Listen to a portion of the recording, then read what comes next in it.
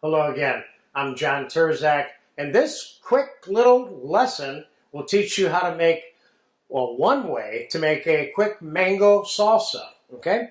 So I diced and peeled one mango already, and that's what's left of it here, and that's what I got out of the one mango, and we're going to quick peel and dice another mango here, along with the rest of the ingredients. And we're going to make this entire salsa for you in real time. Hopefully I can do all this without cutting any of my fingers off. That would be helpful. This is a nice ripe mango, but not overripe. You get them too soft, it's too hard to cut them. Not peel them as much as it is to slice them, julienne them, and then dice them, which is what we're going to end up doing here. Can you use a vegetable peeler for this? You could. I'm just so used to peeling things like this with a knife. Now the mango, of course, is divided into two parts. The parts going up and down with the meat. There's a part on each side. So let's start by getting as far into that as we can get. That's as far into that as we can get completely on that side. Now we're going to do the same thing on the other side.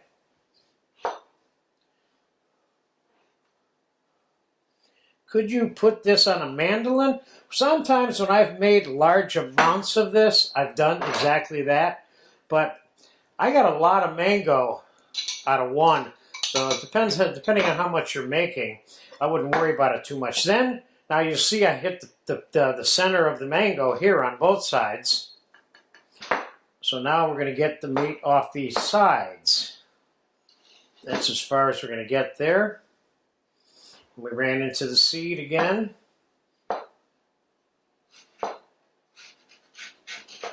That's as far as we're going to get over there. And that is great to suck on. And just squeeze the rest of it off right in your mouth when you have time. So let's quick get the rest of this diced.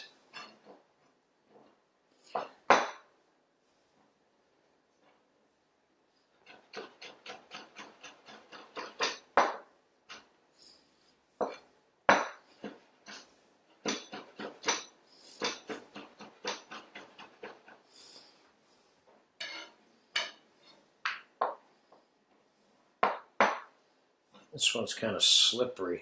Let's put this on the top of there. There we go.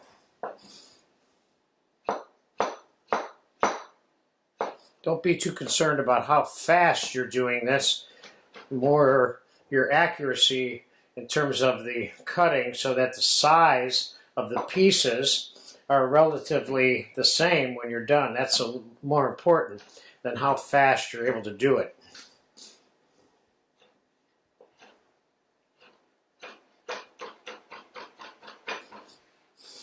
And let's get this little piece done.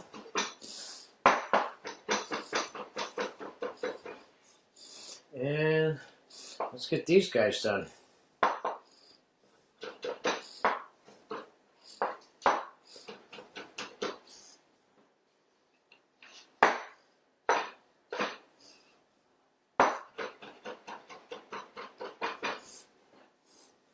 And finally, so I'd say this is probably the biggest part of this operation right here. Just getting the mango diced. But that's a lot of meat out of one little average sized mango. So let's put that all together in here. And I have some green scallion. I have some jalapeno. You could certainly use some serrano. Now, you can make yourself a decision here right now. Do you want to include the seeds? Or do you want to take the seeds out? If you include the seeds, you're going to have a hotter salsa. If you take the seeds out, which is what I'm going to do, you're going to have not as hot of a salsa because the seeds contain a big chunk of the heat. This way, what we'll end up with is the flavor of the actual jalapeno chili without as much of the hot sensation. Again, you can make this as hot or not hot as you want. All right, so there's a jalapeno. Let's cut a little bit of green scallion here, very small. Now, can we use purple onions minced very small for this and get some other color? Yes, you can. I prefer it with the scallions. To me, that's a little bit more traditional from the way I learned.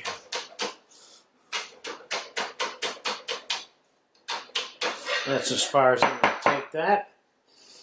And let's take a little bit of red pepper here. Got some color and another texture here at the same time. Should have cut that little white out of there. There you go, I pulled it out.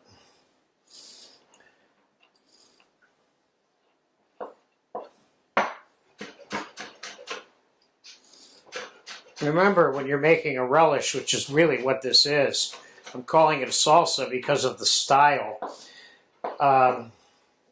You don't want these ingredients that are part of it to be bigger in the way you cut the size of the primary ingredient. So otherwise it would look like some other kind of relish. And I got some fresh cilantro here that we're going to chop.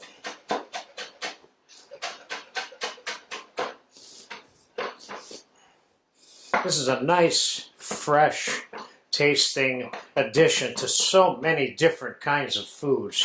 I can't even begin to count them all right now. So let's get this, let's get a slightly larger bowl here.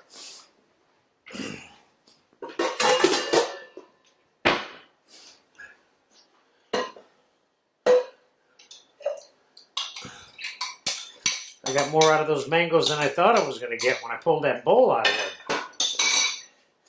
Let's put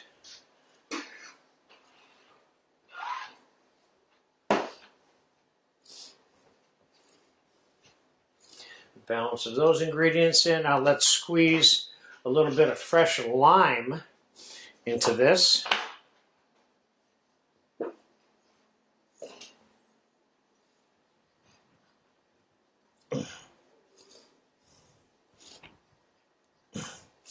Not the juiciest lime I've ever seen, but I'm getting out of it what it has.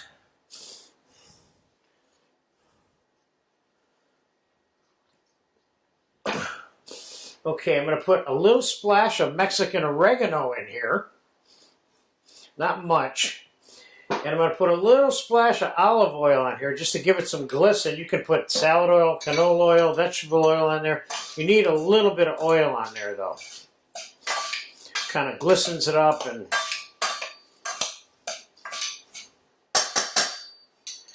let's give that a taste.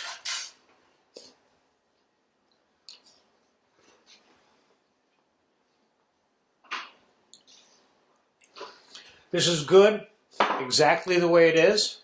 Now we'll get it back into this bowl, now that we got it mixed. Could you add sugar to this?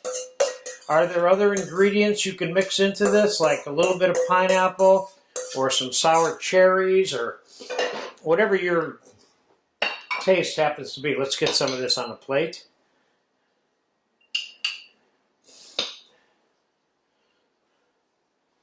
Simple, but good. Not 100% traditional Mexican because mango salsa isn't even 100% Mexican traditional to begin with.